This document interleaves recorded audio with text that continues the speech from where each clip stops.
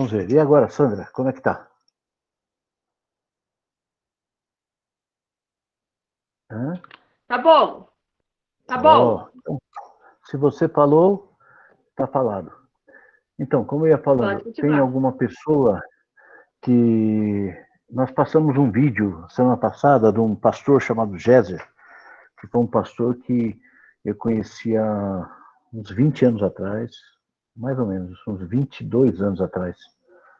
E ele fazia um seminário de libertação, conheci, e ele ministra isso até hoje, e ele escreveu esse livro, Crianças Precisam de Libertação.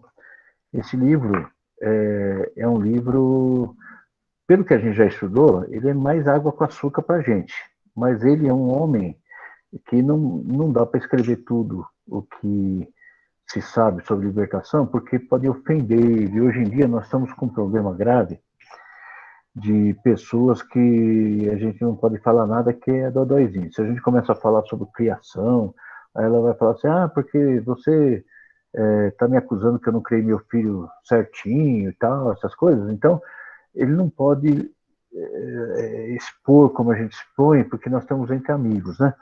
Mas é complicado. Então, entre nós aqui, eu publiquei aquele vídeo e eu queria saber se alguém quer comentar alguma coisa sobre aquele vídeo, se ajudou alguma coisa, se não ajudou. Tem alguém que quer falar alguma coisinha? Não ainda? Se, algumas pessoas falaram comigo, mas ainda não chegaram na reunião. Vamos ver se com vocês se aconteceu e depois vocês me falam, tá bom? Eu queria sim que pudesse pôr no grupo, né? A não ser que a criança esteja de perto, aí é melhor não colocar, né? Para ela não ficar chateada, né? Então, o dia que tiver uma oportunidade aí de dar esse testemunho, seria legal, tá bom? Infelizmente, a Priscila do Alex Naldo não vai estar na reunião porque eles estão mudando desde sexta-feira, desde quinta-feira. Eles estão mudando aos pouquinhos, eles vão entregar a casa que eles moravam, saiu o apartamento deles agora, então eles não estão podendo participar, mas a Priscila tem uns testemunhos aí que eu tinha pedido para ela falar, mas não deu para ela falar ainda, entendeu? Certo? Então vamos lá. Voltando à apostila, toda família que tem mais um filho só tem problema. Quem tem mais de filho também tem problema, porque filho é uma coisa que é uma criatura que você não pode entrar na mente dele e mudar a mente dele.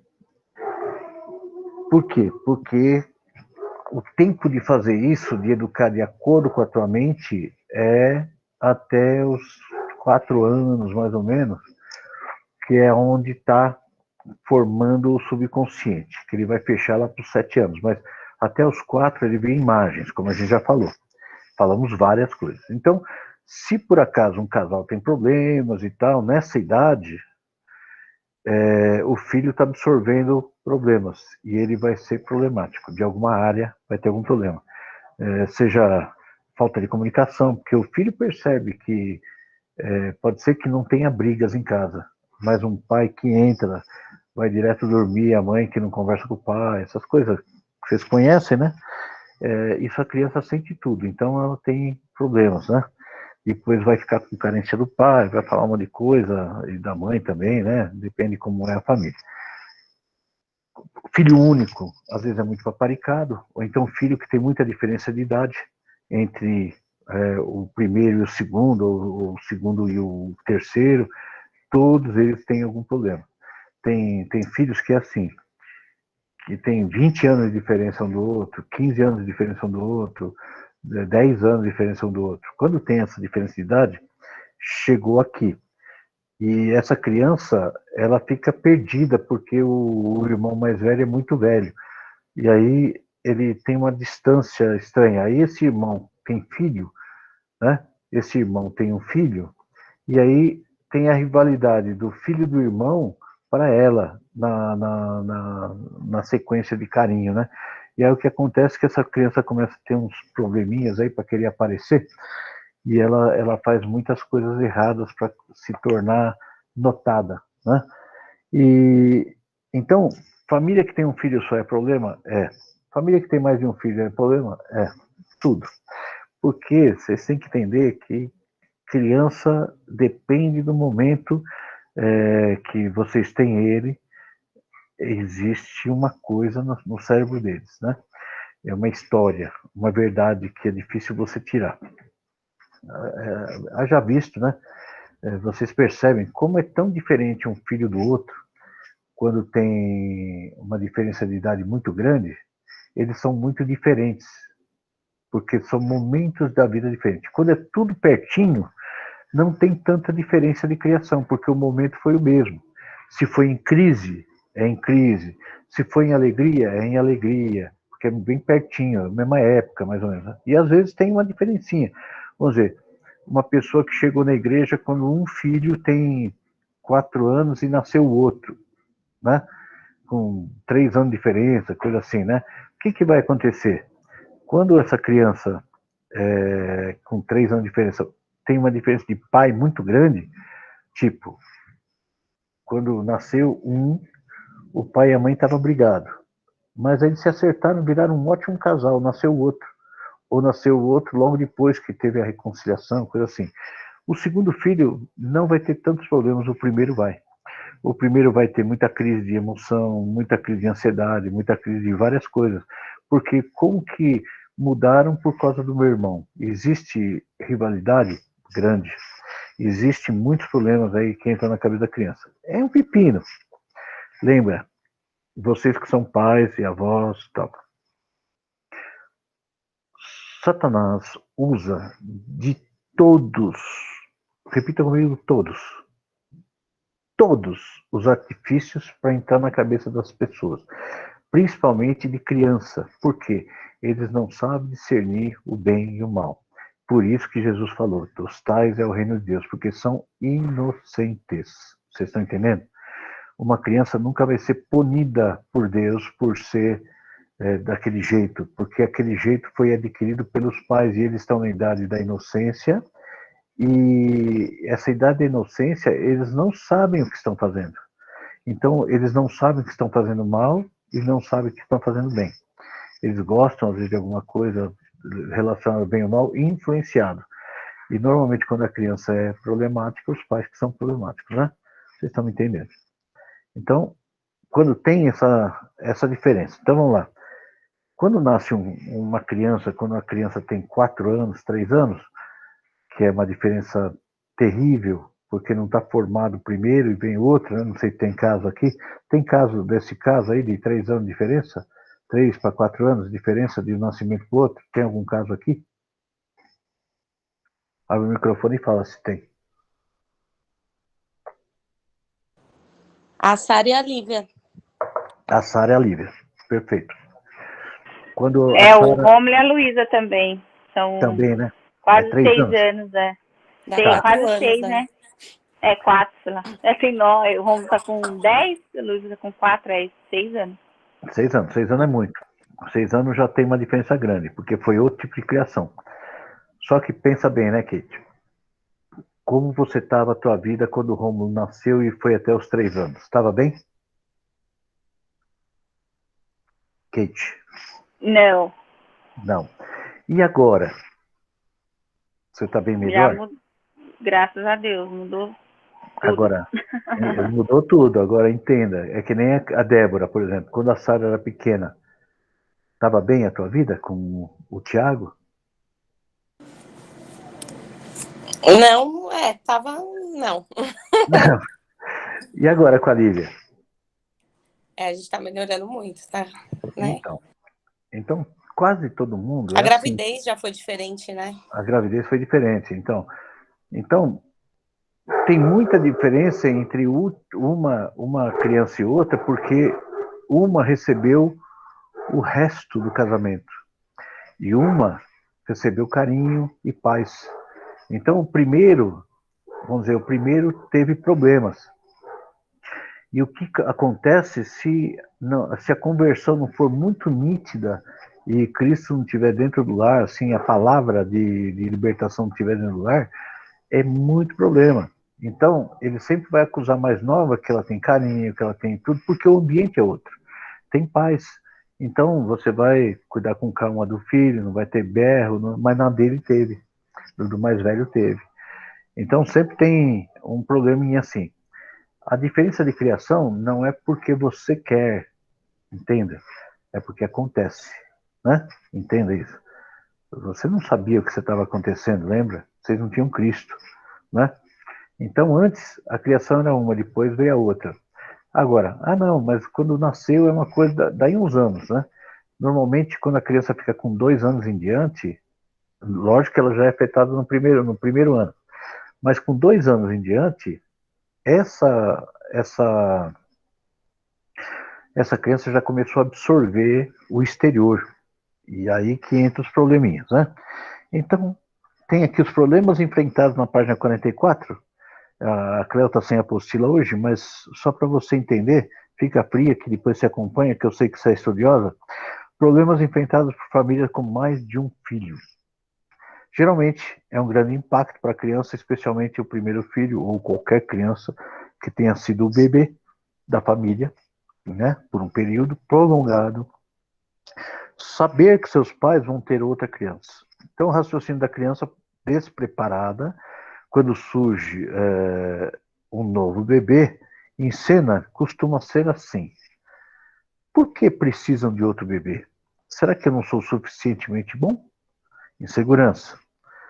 Essa insegurança, né, gera um medo do futuro, pode gerar problema renal, problema de asma e problema de bronquite, tá?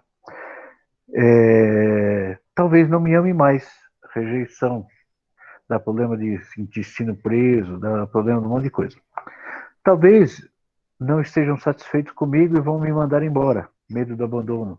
Isso aí, você percebe que tem criança que não consegue dormir fora da cama dos pais, né? Então é quando teve esse trauminha aí. E também criança que não quer dormir de hipótese alguma. Ela briga muito. Não estou falando que isso é um defeito. Muita criança, a maioria da criança gosta né, não gosta de dormir porque acha que vai perder tempo. Criança que gosta é ansiosa e gosta de viver intensamente. Então ela gosta de não dormir. Agora, quando é um negócio que não é normal, né, o excesso, a criança dá muito trabalho e não dorme de hipótese alguma e tem vários problemas, então já está aqui nesse medo do abandono. Nadê fala assim, por que esse neném novo está recebendo toda a atenção que era minha?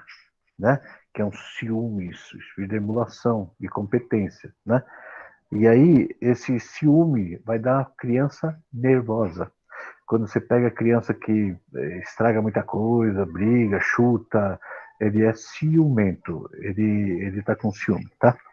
Então, uma chave para evitar tais problemas é preparar a criança com antecedência, assegurando-lhe sua importância para a família, que ele continua sendo muito amada e que vai ter um irmãozinho ou irmãzinha com quem poderá brincar quando o bebê ficar mais velho. Normalmente está sendo usado isso aí em várias famílias.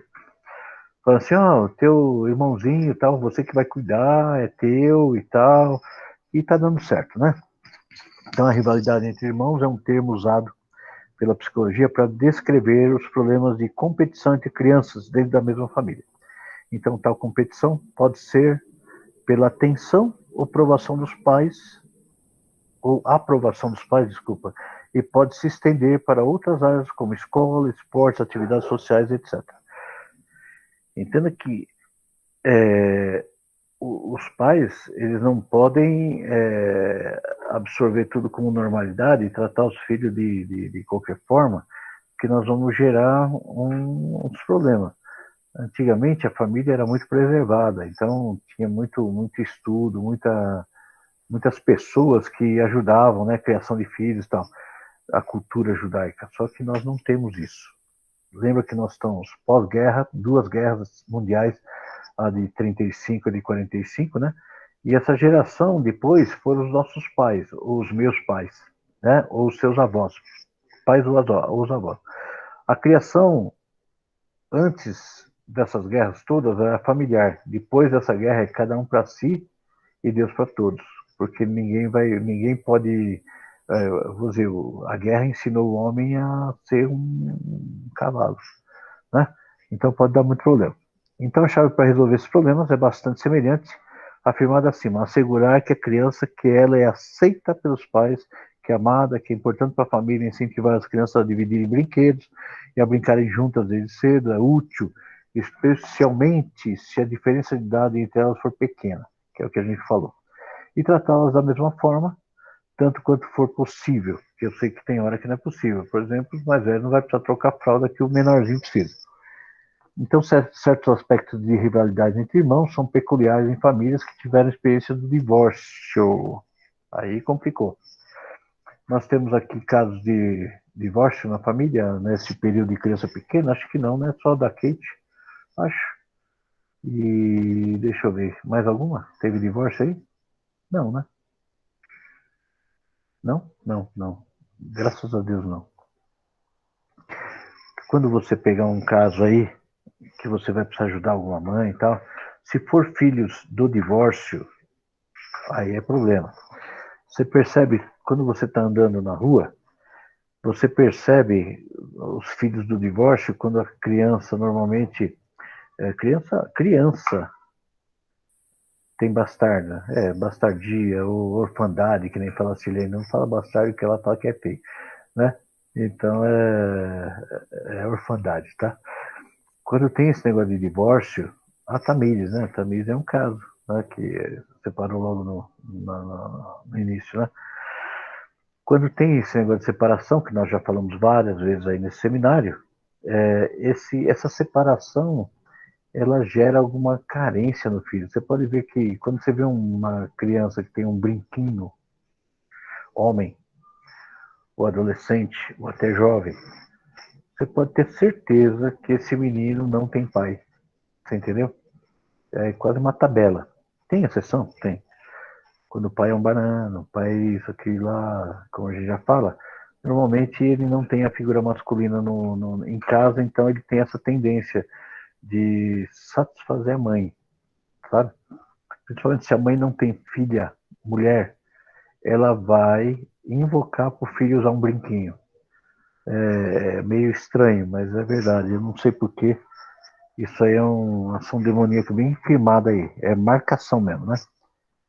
Aí temos aqui meio-irmãos e irmãs, representam o mesmo problema potencial que vimos acima, né? O pai era casado com uma, foi casado com outra, e aí veio o filho de um casamento, juntou com outro, e vira bagunça. O pai ou a mãe morreram, né? O sobrevivente se casa e tem mais filhos, né? E aí já junta, né? Você, né, Tamir? Você tem tudo, né? A Thalitinha chegou também. Tarde, mas chegou. Tava falando um caso teu aqui. Horário, menina. A mãe, depois do divórcio, se casa novamente e tem filho. A criança frequentemente permanece com a mãe. Sendo assim, o novo bebê nasce dentro da família. Felizmente, isso permite um período pré-natal para ajuste de preparação mental durante a gravidez, para que a criança aceite o fato adicional que está por vir, né?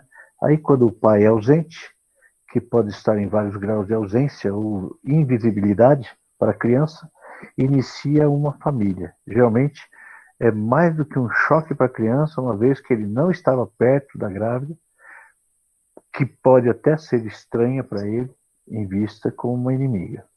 Tem que tomar cuidado.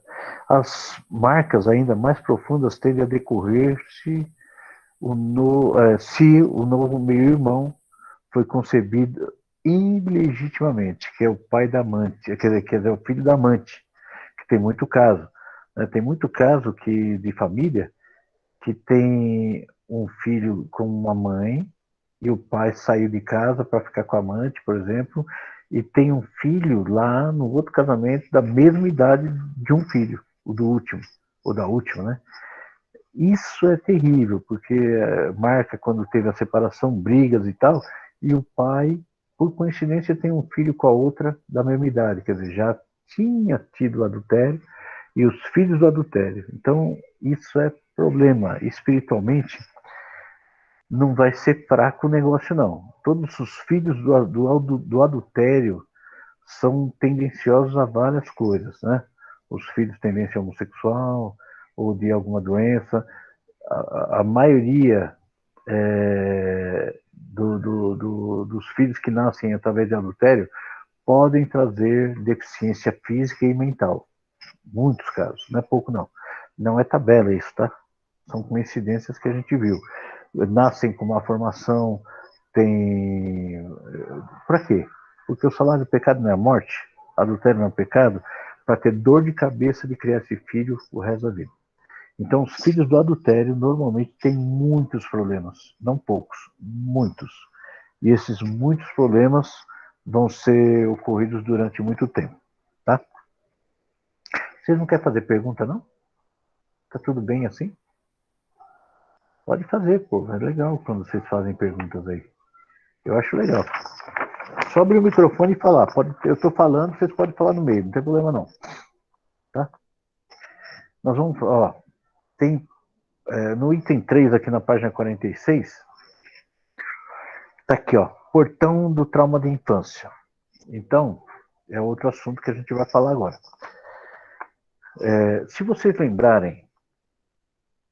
lembrarem, só para bater o martelo na coisa que eu estou falando, tem muita pessoa que vai lembrar de pessoas, vamos dizer, que você soube, né? Que teve adultério lá e nasceu um filho, nasceu problemático, nasceu com alguma síndrome qualquer, sei lá o quê. Se você lembrar, por favor, você abre o seu microfone e fala, tá bom? Que é importante. Então, a criança é o indivíduo mais velho, o trauma no nascimento, né? No nascimento, a criança, o indivíduo mais velho, pode receber um golpe na alma ao ser, 2 pontos, vítima de uma ação errada, prejudicial de outra pessoa, quer seja intencional ou não. Intencional ou não. Então, vamos lá. Vítima de uma ação errada, prejudicial de outra pessoa, quer seja intencional ou não. Né? Vítima de danos causados por sua própria atitude pecadora, quer seja um pecado consciente, deliberado, quer seja um pecado por ignorância. Então, isso é tudo no nascimento. O que acontece? Isso é geralmente ligado aos pais que eu estou falando. Vítima, item C, vítima de circunstâncias desagradáveis ou cruéis fora do seu controle, estupro e outras coisas assim, né? Essas circunstâncias podem ser... Você conhece, Bruna? Conta, se você puder. Abre teu microfone e conta, se você quiser contar. Se você não quiser, fale aí. Tá me ouvindo? Estou te escutando. Tá falhando, mas estou escutando. Então, eu conheço e da mesma pessoa tem as duas situações. Tanto ele teve um casal que é um amigo da família, que, né, da minha mãe, bem antigo. E ele teve um filho com deficiência e ele teve uma filha com a mesma idade da que ele tem do casamento, que era o casamento real dele, né? E, inclusive, elas têm o mesmo nome. Sério. Meu Deus do céu, hein? Assim... E uma teve deficiência, é isso, né, Bruna? O que teve deficiência, que é de uma mulher, e que ele teve com a mesma idade, a filha dele, outra mulher. Entendi. Tá falhando um pouquinho o sinal aí, talvez. Tá me ouvindo melhor? Eu acho que é o sinal mesmo. Melhorou? Tô te ouvindo. Não, mas eu entendi tudo. E é o que eu te falei. Essa tabelinha, quando você vê, não vai julgar também. Povo, seja consciente. Não vamos julgar. Todo excepcional, toda pessoa com deficiência foi vítima de adultério. Não é sempre, tá? Não é sempre. Pode ser, tem várias coisas genéticas, e tem uma que eu quero deixar bem claro, para quem está me entendendo e é bem consciente. Quando Jesus foi curar um cego de nascença, os discípulos falaram: Senhor, quem pecou? Ele ou os pais dele? Porque se falava da maldição familiar, se falava sobre maldição. E aí olha o que Jesus falou: nem ele, nem os pais dele, mas para que manifeste a minha glória. Tá? É muito complicado isso, né? Então, não sai julgando. Houve adultério, por isso que aquela criança fala, estou falando coincidências. Quando você vê uma pessoa com problema assim, é fácil assim. Quando um pai, não sei se a Bruna vai me falar depois, se é assim ou não, o pai fica tão com o peso na consciência que ele cuida em excesso dessa criança, tá? Porque ele sabe que ele foi culpado. Sabe, quando ele tem um princípio cristão qualquer, ele se vê meio com algo assim que ele se culpa, né? Mas é inconsciente, não é que alguém falou para ele, mas ele se culpa de tal forma que ele cuida demais, ele fica desesperado para essa criança estar bem, sabe? Então é complicado. Ou tem na genética, eu conheço um caso que a filha nasceu com síndrome de Down, um segundo grau, por exemplo. Tem um que é muito leve, quase não se percebe. O segundo grau já se percebe alguma coisa, mas ele se comunica, tem uma vida social boa.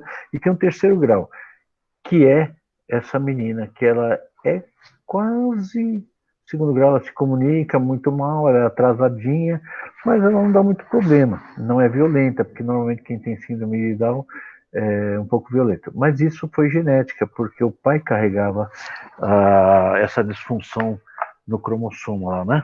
Que a gente falou um dia numa palestra 53, 51, 35, sei lá, tem um número, né? Tá Pastor, bom? Oi, pode falar, eu Ruth. também conheço. Eu também Como? conheço uma pessoa que nasceu, depois do adultério, nasceu um filho com síndrome de Down. Isso acontece. E às vezes nasce com síndrome de Down e com outros problemas graves. Tem muitos que morrem no primeiro ano de vida, são filhos do adultério. Tem muitos problemas. Se a gente começar a fuçar, nós vamos ver um monte de casos. Mas só que eu deduzi isso que é por causa do adultério, porque todo caso, forçando, eu descobria a história, entendeu? Eu fuçando, descobri a história. Porque eu sou um camarada que eu sou inconformado com o mal, com o erro. Eu não consigo imaginar um sintoma sem doença, né? Então, se tem uma doença, tem um sintoma. Se tem um sintoma, tem uma doença. Qual que é essa doença? Espiritual. Então, o adultério, ele causa muitos problemas. Causa muitos problemas de saúde, no casal também. Muito câncer, um monte de doenças que são relacionadas às emoções, que a mulher fica amargurada, o homem fica de uma outra forma, e outras formas, e gera doenças, né? Mas isso é outra história para outro seminário. Só quero que vocês entendam que eu estou falando, que não é brincadeira, porque aqui nós temos 2 casos, mas eu tenho um monte para relacionar, que eu sei de pessoas que eram exatamente isso aí. Outro problema que nós vamos falando aqui, eu queria que vocês lessem esse texto aqui com calma. Deixa eu ver aqui se tem. Não tem aqui. Mas normalmente, parto problemático. Por exemplo, toda criança que teve que fazer FORPS, é isso que se fala? Né? Que teve que usar aquele aparelho para tirar a criança, né? Pega na cabeça e puxa. Fórceps. É isso aí. É isso aí. Toda criança que passou por esse parto, ela é problema, entendeu? Ela vai dar uns probleminhas assim de criação, porque ela sofreu um trauma no nascimento. É muito pepino. Então, se por acaso vocês souberem, né? Pessoa que tem o olho um pouquinho para fora, não para dentro, não vejo, mas o estrábico, que tem um pouquinho para fora, essa pessoa vai dar um pouco mais de trabalho para a libertação. É uma pessoa que vai flutuar muito. O diabo usa muito a mulher. Por quê? Não me pergunte, pois eu não sei. Mas eu estou falando de experiência particular, tá? Então, quando você vê uma criança que o olhinho um pouquinho para fora, assim, né? Estábico. Aí você pega e às vezes foi na hora do parto, esse FORPS ou coisa parecida, né? Não estou falando genético, tá? Pode ser que tenha pessoas que têm um pouquinho de genética e tal, mas na questão do parto, quando afetou por causa do parto, essa pessoa, ela tem um trauma que ela dá muito problema até ser ministrada espiritualmente, né? E ela é muito instável, difícil de entrar o evangelho, difícil de entrar o certo, difícil de trabalhar com essa pessoa, mas são pessoas boníssimas, boníssimas, são pessoas acima da média, tá? Muito boa, só que são pessoas que dão um pouco de trabalho, tá, ok? Pastor, Oi, pode falar, Rosana. então, eu nasci assim, minha mãe falou para mim que o parto da minha mãe foi assim, por força, né? Entendi. Puxar para mim sair. E como é a sua mente quanto ao espiritual? É É o que o complicada? senhor falou aí, o que o senhor falou aí. Eu falei, meu Deus do céu, mais essa ainda na minha vida. Mas não é, filha, eu estou te explicando como o Ah, diabo tentou roubar a tua vida, você está entendendo? Não é pouco ó, não, filho. Então ele costuma entrar já nos traumas para que você seja complicada para ser salva. Porque quando a gente vem de família complicada, normalmente a criança ela quer ser totalmente diferente da família, boa, quer ser boa, fora da família. E o diabo ele consegue brecar dessas formas. Então a pessoa, e você é uma potência, você sabe disso, né, Rosana?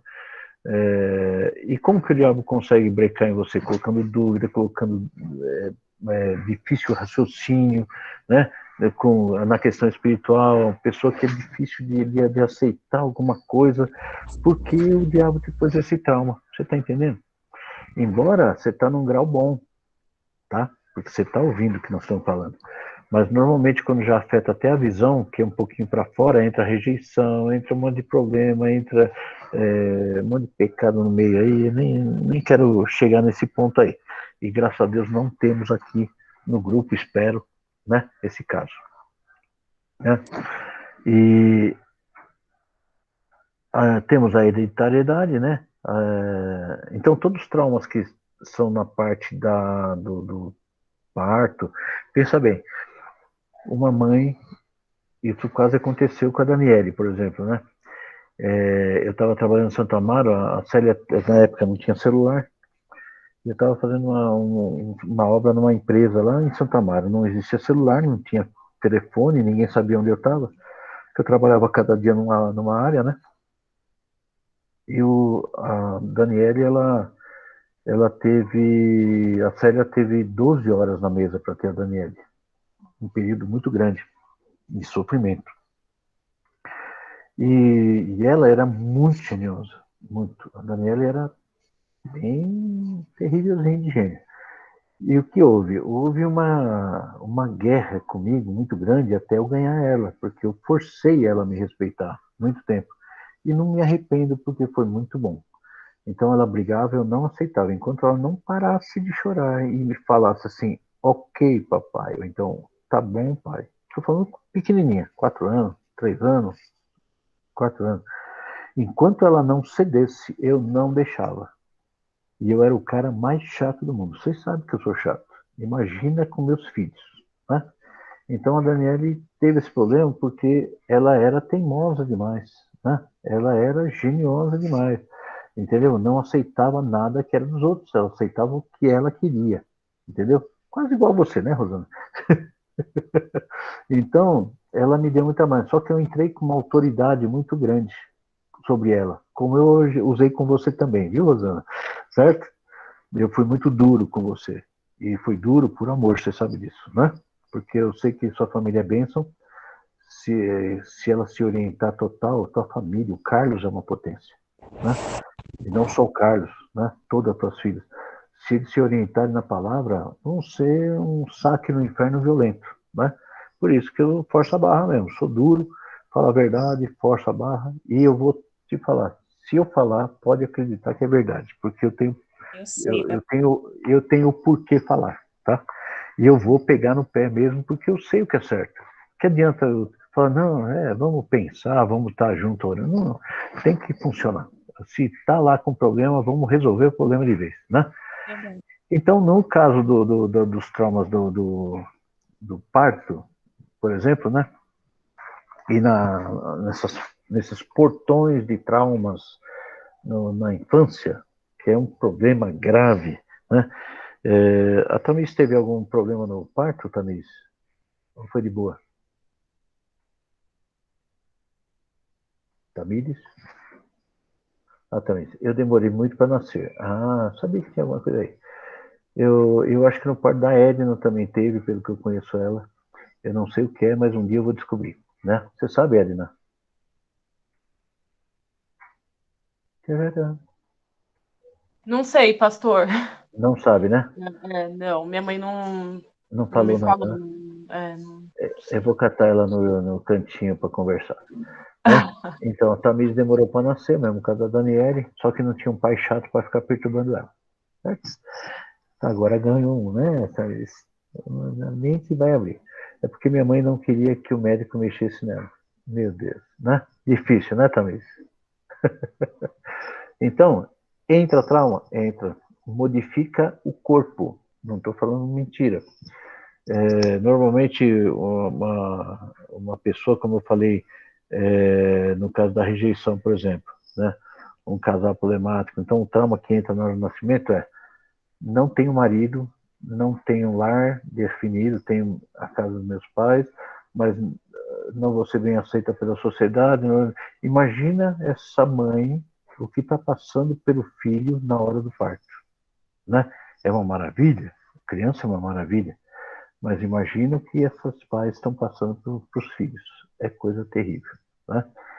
E quando a gente fala assim, não, pastor, isso não tem nada a ver, então por que eu falei até agora, vocês lembram de caso igual? Né? Então não tem nada a ver, né? Então eu quero que você entenda que o que eu estou falando aqui é muito sério. O diabo, ele não brinca de ser diabo de hipótese alguma. Satanás, ele é sujo. Ele vai marcar o corpo com um pouquinho de obesidade, normalmente aquela pessoa que faz o forceps, que a Ruth falou, aquele parto meio forçado, pode dar problema de disfunção nos olhos também, e pode ter um problema. Essa criança, ela dificilmente ela vai engordar um pouco, sabe? Então, são pessoas muito magrinhas, elas vão ser acusadas, que fala, sofrer bullying porque é muito magra, né? E falar um monte de abobrinha, ou também engordar acima da média, não consegue manter o peso, tem os dois extremos. Então, ela vai ser marcada, o diabo marcou essa criança para receber bullying. Por isso que eu falei vários seminários atrás, para que você fortaleça seu filho contra o bullying que vai acontecer. Pode ser a criança mais perfeita do mundo. Pode ser o menininho lindinho da escola. Lembra, os meninos lindinhos da escola, eles são prejudicados pelos amigos que também ficam fazendo bullying com o bonitinho. Você é bonitinho, não sei o quê, vocês sabem disso, né? E também entra também o espírito soberbo nessa criança, de várias formas. Então, nós temos que saber conduzir nossos filhos para serem fortes, né?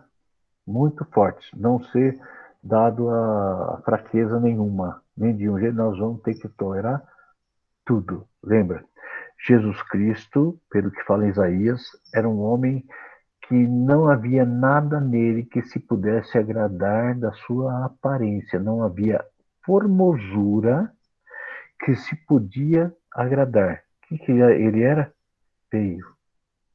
Lembra que o parto dele foi feito numa manjedoura porque não tinha lugar para dormir.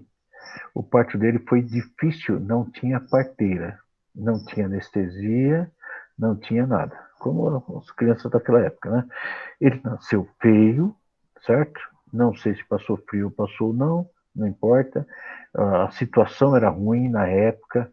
Depois de 8 dias, ele já estava como que chama? No templo para ser apresentado no 8º dia. Então, no período que ele nasceu até o 8º dia, ele estava onde? No lombo de um burro viajando. Dá para entender? Então, tudo podia entrar por Jesus. Depois ele foi esquecido. Ele foi esquecido numa cidade. Vocês lembram disso? Ele foi esquecido numa cidade, e essa cidade que ele foi esquecido, ele ficou 3 dias, aí lembraram dele, e depois mais 3 dias voltar para buscar. Ele ficou 6 dias, sem ninguém. Ele tinha 12 anos, então ele foi rejeitado. E tem uma escritura judaica aí, que é extraoficial, tipo, é da cultura judaica, que falava que Jesus ele era muito atacado por crianças que andavam na época lá, porque ele tinha algumas diferenças. Eu acredito que não era nada bonitinho. Então, que pode ser bullying? Pode. Né? Podemos garantir isso? Não, porque o bullying daquela época é pior que o nosso. Mas ele era acusado de ser filho da prostituta, por quê? Jesus nasceu de uma mulher que não era casada, ela era desposada. O que é isso? Antes de casar, ela era separada num lugar e ficava 1 ano de quarentena, certo? Para ver se tinha doença, para se tratar a pele, para se tratar o corpo, para fazer isso, enquanto o marido, que era José, fazia uma casa para eles poderem casar. Então, eles ficavam separados 1 ano. E aí a Maria engravidou. A cultura judaica, ela é terrível em alguns pontos. Então a notícia se espalhou que Maria era não uma prostituta, mas era uma adúltera, porque José sabia que não era dele, né? Então Jesus nasceu com todos os problemas do mundo.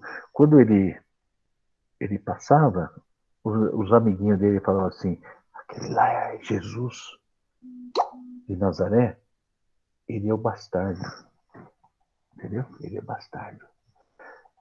Então, eu queria que você... Deixa eu apagar o meu celular aqui, senão ele não para, né?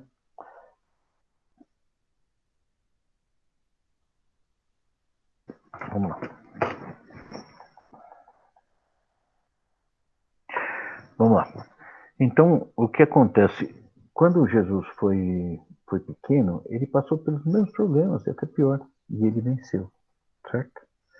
E ele tinha que trabalhar para sustentar a família, então tem que ensinar o seu filho a ser vitorioso, tá? Nós estamos aqui na página já 47, que fala deixa eu ver aqui, do nascimento, hereditariedade, que é o que você herda do teu pai e da tua mãe, em alguns problemas, né? Segundo, através do trauma do medo vivenciado pela mãe, que eu falei sobre violência que pode ter ocorrido, do que pode acontecer, tá? Vamos indo aqui, vamos correr, vai, pô. Na infância é muita coisa.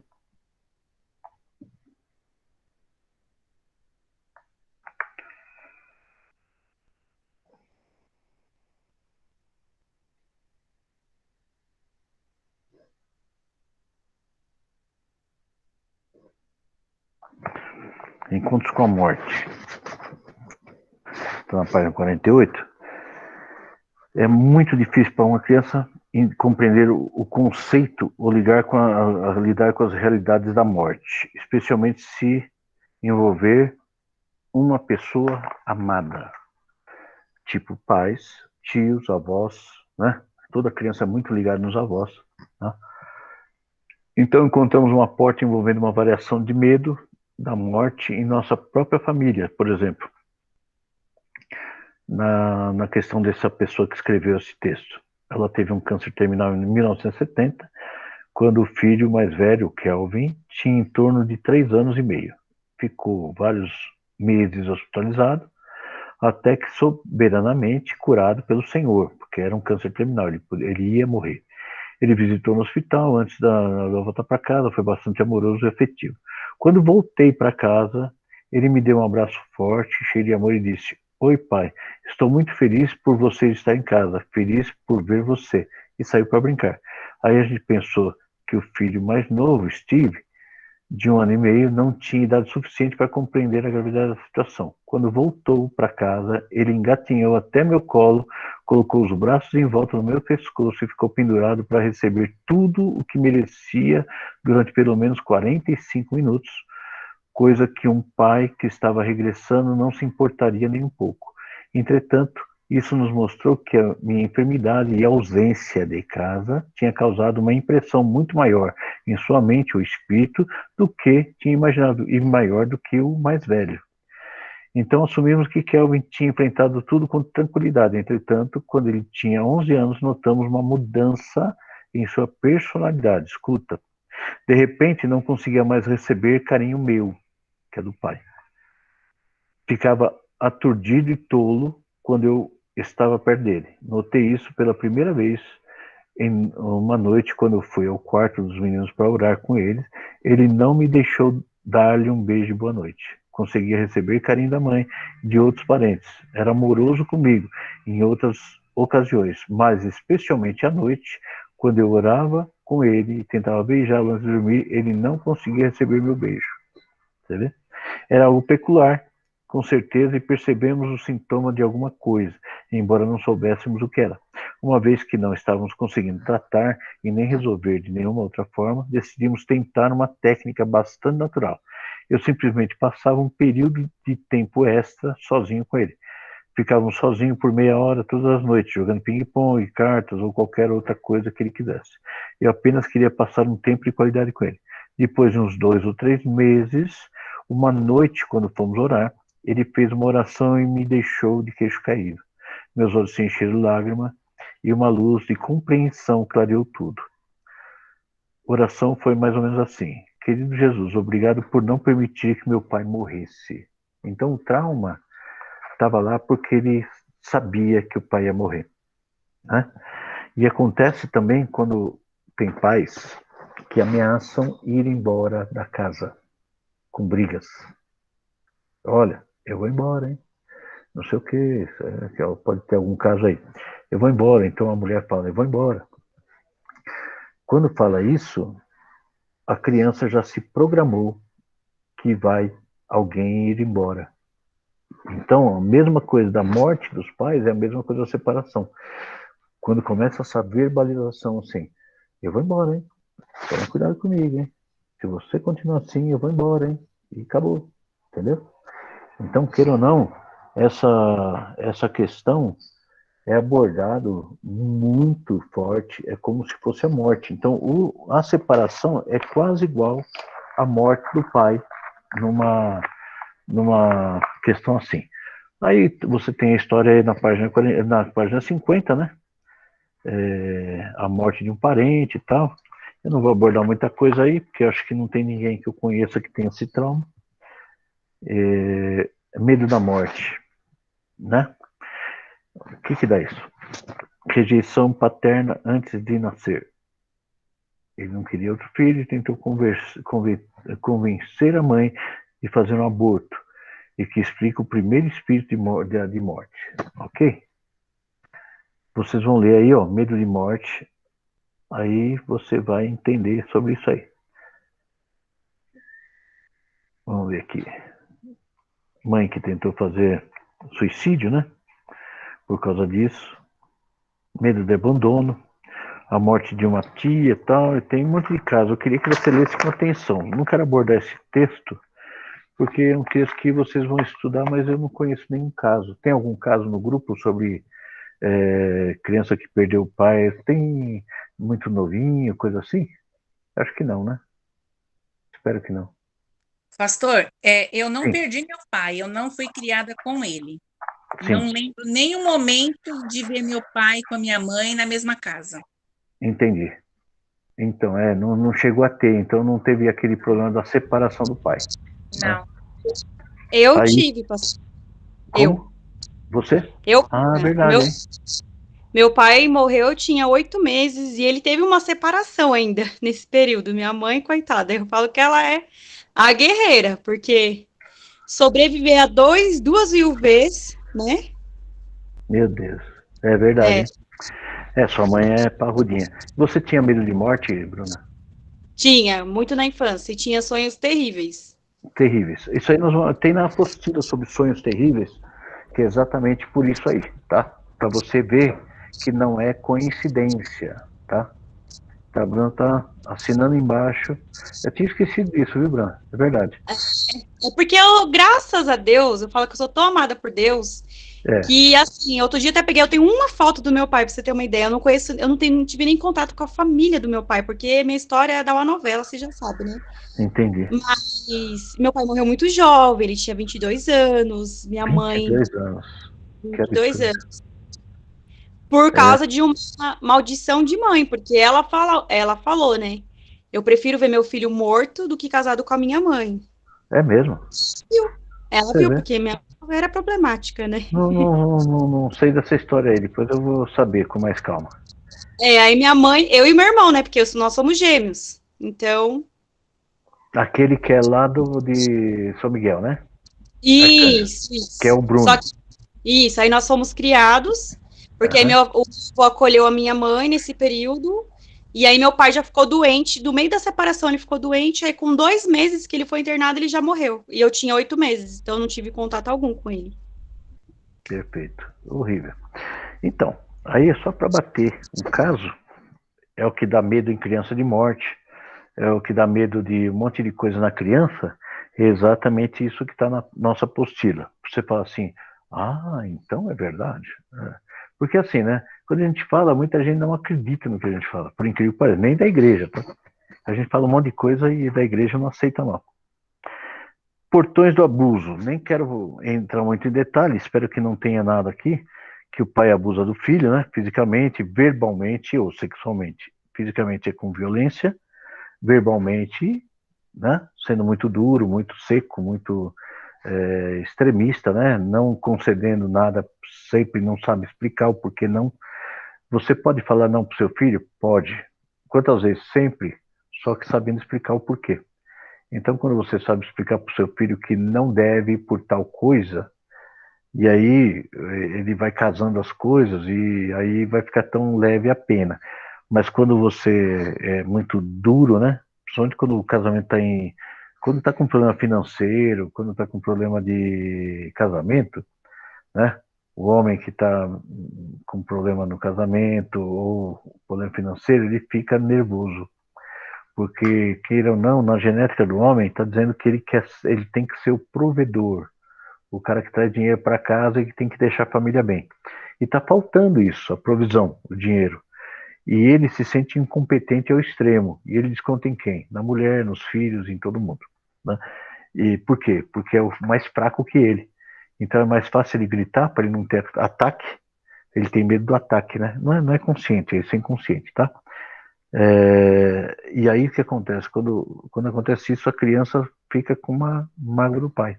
Normalmente, quando os pais passam uma crise financeira muito dura, quando a criança tem 3 anos e meio, 4, mas mais com 3 anos, uma crise financeira grave, e o pai ficou nervoso e falou, essa criança desenvolveu uma mágoa, porque ele é mais criado pela mãe. Então, essa mágoa da criança vai atacar o pai sempre. Ele vai começar a enxergar o pai como inimigo.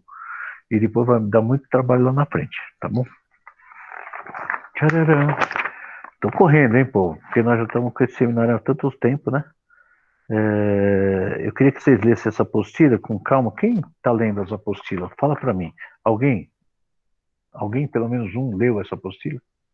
Difícil, né? Como é que nós vamos? Como é que nós vamos andar, pô? Vocês têm que ler. Droga, quando os pais têm um problema de droga, quando tem um pai, por exemplo, que usa maconha, usa alguma droga ou álcool, né? O filho normalmente vai ser um filho muito inseguro ao extremo e a filha também. A filha normalmente tem crise de asma, bronquite ou coisa parecida. Né? Quando o pai é viciado numa droga ou no álcool, mas na droga. Normalmente uma pessoa dessa é irresponsável. A filha dele tem tendências a ser asmática ou ter bronquite. O filho, normalmente insegurança ao extremo, entendeu? Ele vai passar por muita crise de alergia muita crise de alguma coisa parecida, tá entendendo? Quando você vê uma criança com crise de alergia, o problema não é a criança, é os pais, tá? E adulto é da criação, que veio dos pais, e ele tá com insegurança ao extremo e tem problemas, tá? Alergia você não aceita não, tá? Então nós temos na 54 aqui sobre droga, começa lá embaixo, e depois fala assim, em Deuteronômio 28, 56 e 57, fala assim, será mesquinha para com seu filho e para com sua filha, mesquinha de sua placenta que lhe saiu de entre os pés e dos filhos que tiver, né? Então esse ódio assassino, na verdade, é um espírito, né? Permanecerá e afetará seu relacionamento com os outros filhos até ser confrontado e expulso. Como se expulsa o demônio? Ou a pessoa começa a agir diferente, tira toda a mágoa, aí o demônio sai. Se tiver mágoa no teu coração, nunca vai sair o demônio. Assina embaixo. Se você não curar sua mágoa, nunca, o que é nunca? Nunca o demônio vai deixar você, tá? Não tem como.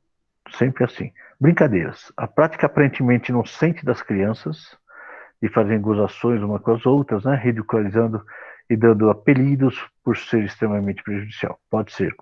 Como é?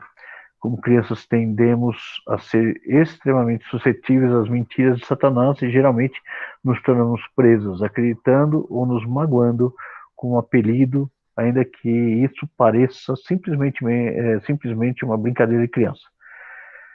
Aqui tem um caso aqui, falei vários aí, que a gente já falou, né, de bullying, que é muitos. Se a pessoa é alta porque é alta, que é baixa é baixa, se é gorda é gorda, que é magra é magra, se é mais ou menos é mais ou menos, se ele é branquinho demais é porque é branquinho demais, se ele é moreninho porque é moreninho, se o cabelo é enrolado é porque é o cabelo é enrolado, se o cabelo é liso é porque o cabelo é liso. O Satanás ele vai usar de qualquer forma. Não tem assim, não. O que quer dizer qualquer forma? É qualquer forma. Qualquer forma ele vai usar, tá?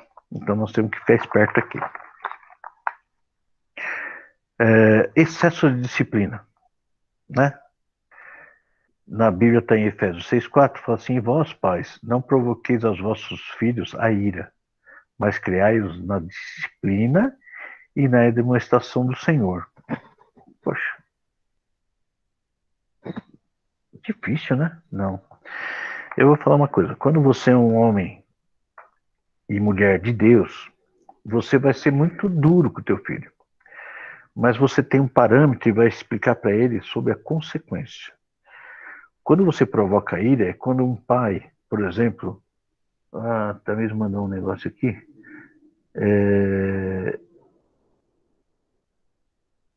meu primo falava que eu não ia para o céu porque eu era gordinha e os anjos não iam conseguir me carregar. Esse bullying é novo, hein? Esse bullying é novo, né? Então, esse negócio de não provocar a ira dos filhos é complicado. Entenda. A ira dos filhos, como que ela consegue entrar? A ira dos filhos consegue entrar. O que é ira? É falta de amor, ele não ama mais. Quando o pai não consegue, ele só dá ordem, mas ele não explica o porquê. Tipo, agora está na moda o seguinte, muitas crianças que eu vejo têm o hábito do celular, né? E aí, tem criança aqui que vem na minha casa e eu arranco o celular dele, né? Eu arranco da mão dele, do lado do pai. O pai já me conhece, né? Então tá bom. O pai e a mãe já me conhecem. Por quê? Eu falo assim, você é vacilão, cara. Como é que você vai deixar teu filho com o celular? Nós estamos conversando, né? E eu forço a barra. Eu não forço na brincadeira, mas é um ambiente assim. Aí eu chego para a criança e falo assim, cara, isso faz mal para você. Isso vai tirar algumas atividades de você, vai fazer mal para você. Então, queira ou não, na brincadeira eu passo uma informação, né? O pai, ele tem que ensinar o porquê, dar regras, dar isso, daquilo. Fala bravo, pode falar demonstrando até com a varinha. mas fala assim, isso vai te levar para o inferno que você está fazendo. Pode falar. E eu não quero você perdido, eu quero o meu filho perfeito. Aí quando você está corrigindo com palavras de amor junto, né? E mostrando por que você está fazendo, né? Dando castigo mesmo, falando assim, você não deve fazer isso, só como você está mal de alguma forma, ou você vai colher o errado. Você tem que dar o porquê você está corrigindo ele. Quando você dá o porquê, a ira do teu filho vai cair. Você entendeu? Aí não vai ter ira, porque ele sabe que ele está errado, né? Então, quando você corrige o filho grandemente, mas com amor, é uma coisa. Agora, você corrige porque corrige, que nem tem pai que odeia filho. Então, ele não quer ver criança perto. Tinha um amigo meu que ele tinha trauma do pai. No velório do pai, pra você ter uma ideia, no velório do pai, ele estava comemorando. E ele comemorou. A história dele, o pai dele era russo e muito duro, veio da guerra. Um homem que sofreu barbaridade, um homem que não conseguia sorrir. E aí o pai dele sentava na mesa, a mãe vinha, tinha que pôr o prato da sopa dele, ele comia e não podia ter ninguém na sala. Ninguém. Tinha que todo mundo cair fora. E ele comia, empurrava o prato e ia dormir, todo dia. E ele não abria a boca. Ele era assim, se o filho olhasse para ele, já corrigia de uma forma muito drástica, sem motivo, porque ele não queria. Ele era traumatizado, o pai era traumatizado. O que aconteceu com esse menino? Esse menino, ele sofre da coluna até hoje, muito fortemente, porque ele tem algo contra, né? Ele tinha uma mágoa muito pesada do pai. Então, você tem problema de coluna? Então, se acerta com seu pai. Se você não conseguir se acertar com seu pai, porque ele faleceu, qualquer coisa, entenda a vida dele. Que nem esse senhor que veio da guerra, ele não tinha comida. Pra você ter uma ideia, naquela época, quando veio o inverno, você tem, nos desenhos animados, passava uma coisa que o cara comia o sapato. Quem já assistiu o desenho que os caras estavam com fome e comiam o sapato? Alguém? Já assistiu? Pica-pau, teve bastante desenho da época, da década de 50, 60, né? Esses desenhos mais antigos, até Tom e Jerry, que eu vi uma cena, mas eu vi no Pica-Pau várias vezes isso aí, e também num outro desenho que eu não lembro, que ele comia o sapato. Aí, quem é da geração nova não entende isso. Existia uma falta tão grande de alimentar. O Marcos talvez saiba dessa história, porque o pai dele era da Alemanha, né? E deve ter vindo dessa geração que sofreu muito na guerra. É isso, Marcão? Teu pai veio de lá na época do sofrimento ou já veio na boa?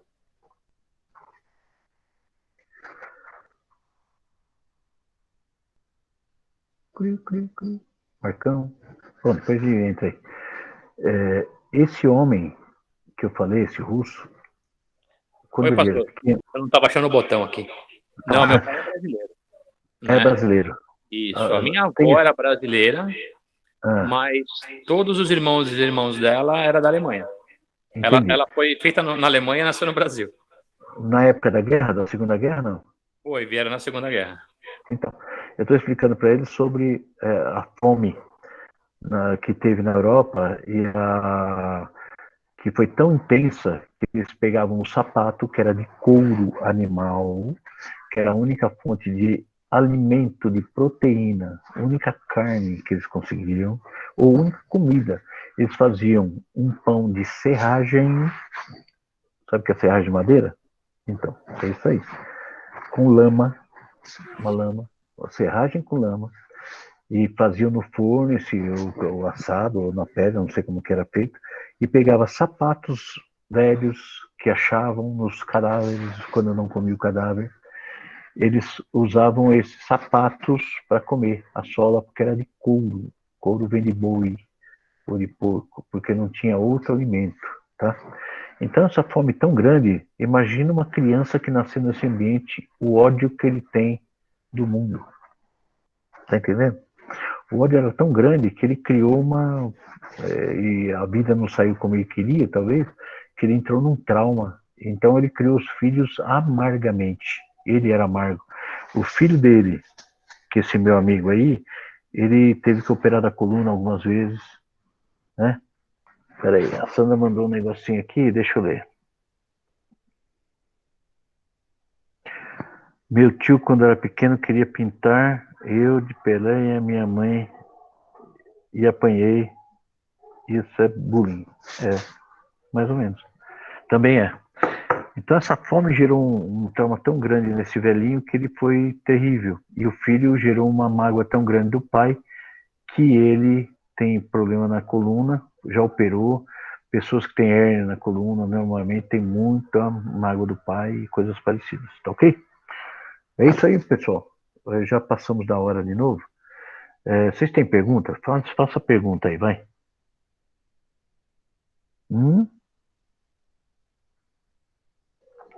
Tem um quadrinho aí na página 57 sobre como é que era e como é que é hoje o ensino, que tem o exemplo de disciplina com zelo. Quando antigamente o professor reclamava do seu filho, aí você demonstrava o filho.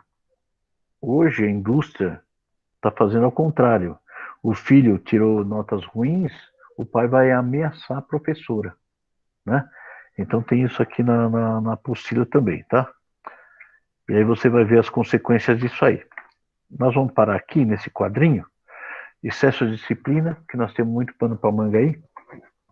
Alguém quer falar alguma coisa? Pode falar.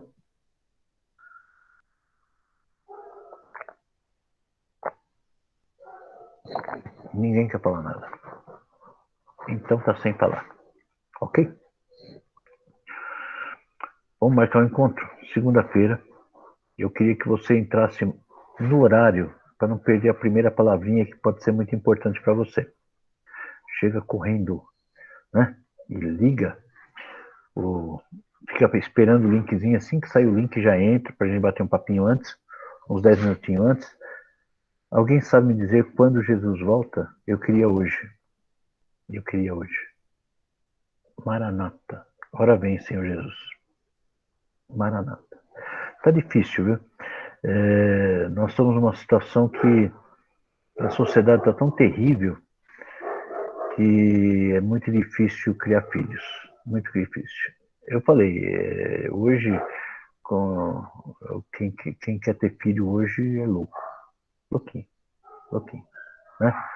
Eu sei quem vai casar aí, né? Thaís, tá, Novinha, né? Luísa, tem a Carla, né? Só depois do arrebatamento. Eu quero que venha logo Cristo, tá? E vamos orar pelas crianças aí, por todo mundo, tá? Se vocês tiverem casos aí da família, casos que vocês falam, comentam e está acontecendo isso que a gente falou, anota, chama no dia aí para assistir a reunião, para que ela seja também visitada aí pelo Espírito Santo e consiga ter uma libertação pelos filhos ou dela. Está servindo para muita gente se libertar, né?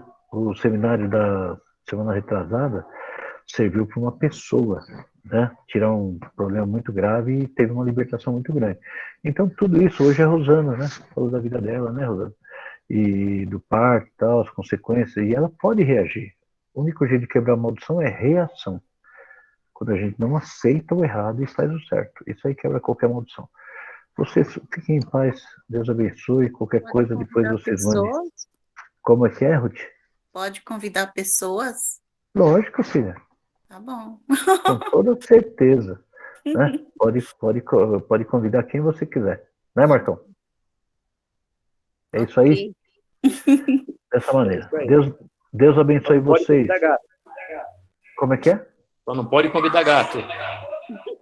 Isso mesmo. E eu tô sem máscara hoje aqui porque eu fiz o teste e não tenho nada, tá? Por isso que eu tô falando sem máscara. Porque os vírus podem entrar aí no light aí, não vai entrar não. Né? Deus abençoe vocês, tá? Tchau, povo. Obrigada, gente. Obrigada, pastor. Povo maravilhoso. Tchau. Obrigado, tchau. Tchau.